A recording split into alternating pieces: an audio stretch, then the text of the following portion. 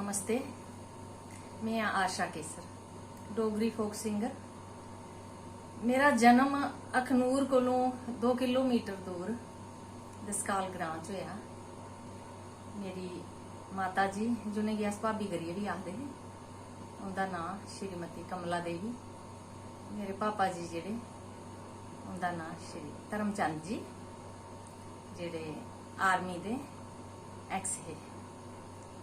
ते मेरे घरा विच कोई तुस आखो खास कोई गीत संगीत दा जां कोई मनोरंजन दा साधन जां कुसै पसंद नहीं है।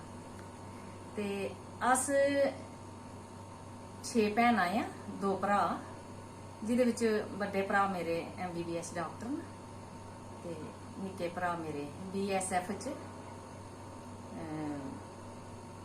इंस्पैक्टर न। ते गायकी दी तुस आखो जेकर ते ये मिगी थोड़ी जी अपनी विरासत विच मिली दी है। जिहड़ी मेरी मम्मी ही वो नैचुरल गांदी ही, फोक बड़ा अच्छा फोक गांदी ही।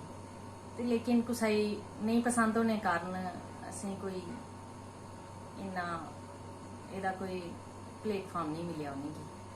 ते इयां गै मेरे कन्नै भी होया। फिर मेरा ब्याह होई गया। पहले अस अखनूर स्कूल गै पढ़ियां, प्राइमरी तक अस अपने दसकाल गै ग्रां च पढ़ियां। ओहदे बाद अस हाई सकैंडरी स्कूल अखनूर पढ़ियां। ते ओहदे बाद थोड़ा छोटा ही गै ब्याह होई गया, 22-23 साल दी उम्र च मेरा ब्याह होई गया। ते ब्याह दे बाद सौहरियें दे पास्से भी कोई ऐसा रुझान नहीं हा कि कोई मेरी गायकी गी परखदा।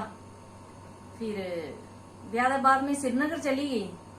ते श्रीनगर जाने दा परैंत 2 बच्चे न मेरे। मेरी बड़ी बेटी है, ओहदा नाम सैया केसर है, कंप्यूटर इंजीनियर है। ते छोटा बेटा मेरा, ओहदा नाम अभिनव केसर है, सिविल इंजीनियरिंग कीती दी उन्हें।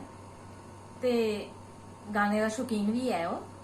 पर यह है कि मिगी कोई इन्ना सपोर्ट नहीं मिलिया, ना सौहरियें पास्सेआ मिलिया ना मी प्योकियें पास्सेआ मिलिया। ते चलो नैचुरल मेरे अंदर थोड़ा जिहा एक जियां तुस लाई लाओ कि कोई जियां ब्लड विच कोई गायकी हुंदी है, ते इयां ही जदों कश्मीर दा माइग्रेशन हुई ते मैं कश्मीर दा जम्मू आई गई। असें भी आना पिया उत्थों, क्योंकि अस उत्थे किराए पर रौंदे हे। असें भी आना पिया, मैं बच्चे लिए टुरी आई। ये गल है कोई 92 दी। मैं टुरी आई जम्मू, कुतै इत्थे किराए पर लगी रौन। ते इयां कुतै मैं थोड़ा जिहा गा करदी ही, इयां ही रफ गा करदी ही। ते मेरे पिछे खड़ोते दे हे कोई दूए किराएदार हे, जेड़े उनदा नाम अश्वनी हा। ते मैं इयां गा करदी ही, कुछ अपना गुनगुना करदी ही। ते उन्हें मिगी पिछे सुनी लिया। ते मिगी आखन लगे कि दीदी तुस ते बड़ा गै शैल गांदे हो, ते तुस इयां करो ते रेडियो च ऑडिशन दिओ ते तुस पास होई जागियां, बड़ा शैल गांदियां फोक तुस अहें। ते मैं सच्चें गै उंदी गल सुनिए ते मैं रेडियो स्टेशन गेई उठी एक दिन। ते जिसलै मैं रेडियो स्टेशन गई ते मैं उत्थे गाया थोड़ा हारा। ते उसलै प्राइमरी छोटी ही, मैं प्राइमरी पास होई गया मेरा। फिर थोड़ा रुझान मेरा बनी गया इधर गाने च। ते फिर मैं प्राइमरी पास कीती, पहले जवानी कीती, फिर प्राइमरी पास कीती, फिर BI ग्रेड पास कीता मैं। ते इयां थोड़ी पहचान बनी गई। ते पहचान करदे करदे मैं इयां गै एक दिन अभिनव थिएटर आई। उत्थे मैं एक विशन दास जी होर न, बड़े अच्छे कलाकार न ओह भी।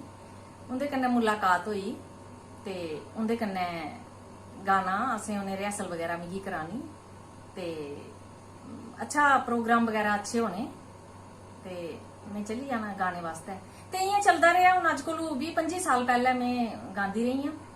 ते जेकर तुस हुण इयां डोगरी दी गल करो, मैं डोगरी गल उप्पर आउणी आं। जेकर डोगरी दी गल करो तुस, ते जियां अज दी साढ़ी जनरेशन है, जियां साढ़े पुराने बजुर्ग हे जेड़े, उन्हें साड़ी डोगरी बड़ी संभालियै रखी ही। क्योंकि वो ज्यादा अनपढ़ हुंदे हे, पर उन्हें साड़ी डोगरी बड़ी अच्छी संभालियै रखी ही। उन्हें इनेंगी भाखें विच गीतें विच इयां एक गंढ जान बंडियै रखी उड़ी उन्हें कि साड़ी अगली जेड़ी नवीं जनरेशन आउग तो वो इसी संभालियै रखोग।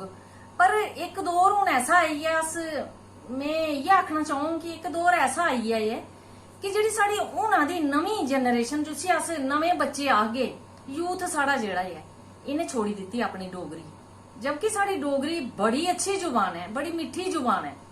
तुस जिथे मर्जी रवो, असी गल नहीं आखदे, अपने देसा च रवो, देसा कोला परदेसें च रवो, जिथे मर्जी रवो, लेकिन एक गल है, अपनी मिट्टी कन्नै जुड़े दे रौहना चाहिए, अपनी मिट्टी की खुशबू है इहदे कन्नै जुड़े दे रौहना चाहिए। इसी बोलने च शर्म किस चीजा दी है, मिगी एक समझ नहीं आती है।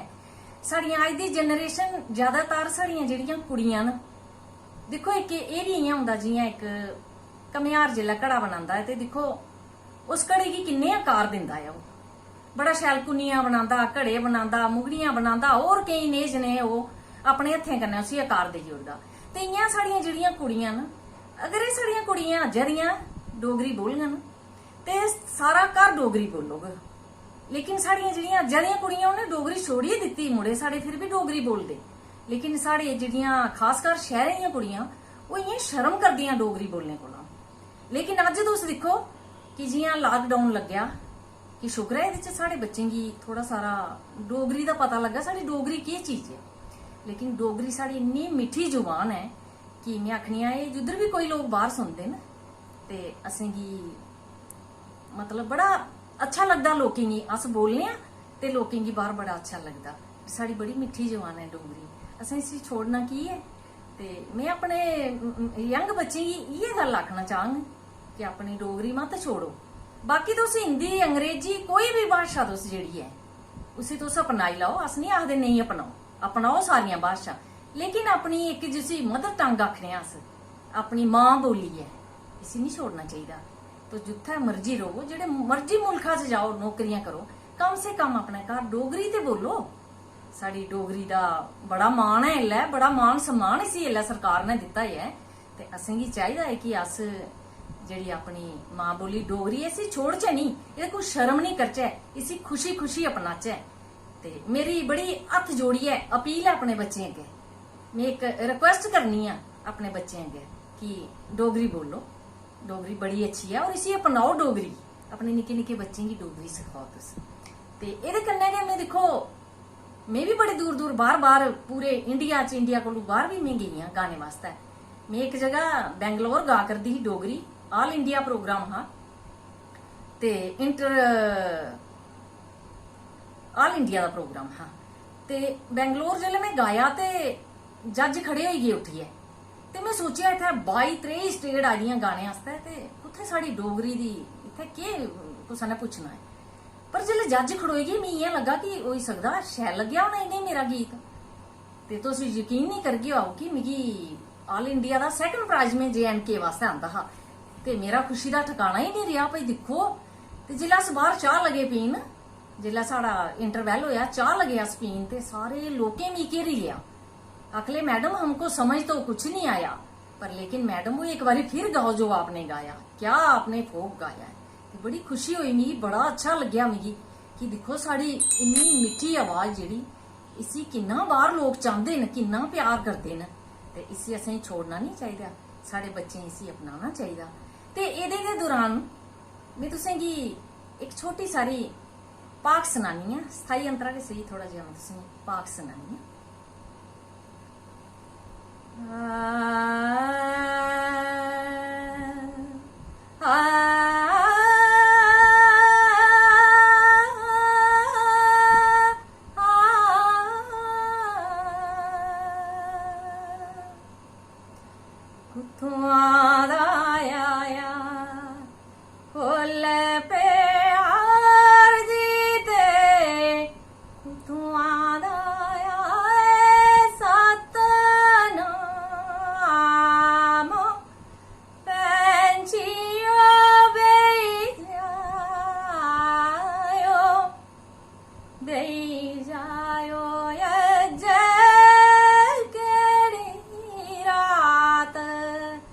कल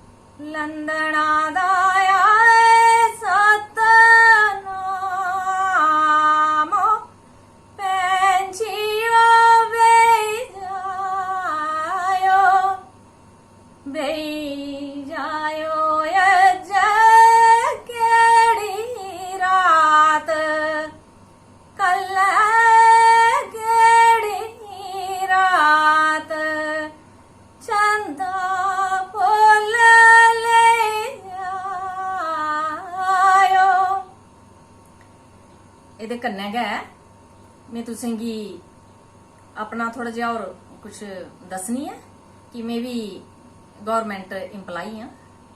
मैं थोड़ी जी मेरे कन्नै कोई मालक दा भाना बरती गया हाँ ते मिगी अपने साहब दे पासेआ थोड़ा जिहा उंदी जगह मिगी नौकरी करनी पेई गई।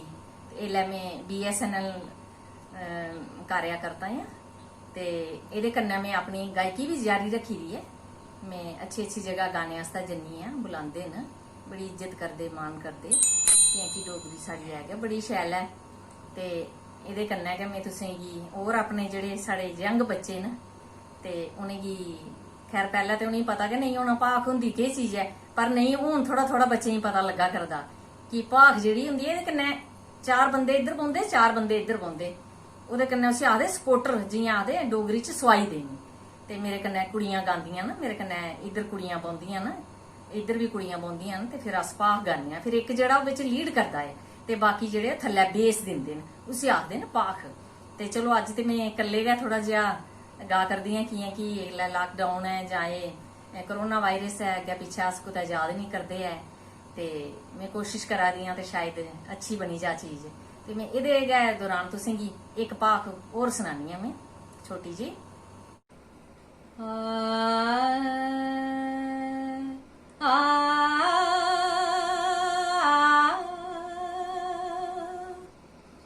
रुत्तां आइयां रुत्तां गेइयां ओ